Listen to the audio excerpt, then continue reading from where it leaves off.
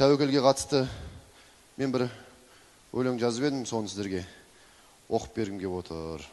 Тәуекел ет, болмайды қайғыруға. Кетсе де, ісің өнбей, кері мүлде, таңдауы жеңімпаздың демігуіме, өлсең де, күресіп өл арман үшін. Рұқсат жоқ, сен үшін жеңілуге, күш алып мұратыңнан қайта талпын. Тәуекел ет, болмайды ерінуге, артыңда абыроймен ұятың тұр. Болмайды бұл соғыста берілуге. Тұрмысы бұл өмірдің күрестеген, қалауын тек мықтылар үлестеген. Арманыңнан бас тартсаң, жем боласың. Балапандай тобына ілеспеген. Сондықтан тәуекел ет арман үшін.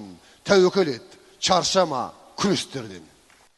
Мен мағында жүргенде, жеңіреп жүрген ередім. Исатайдың барында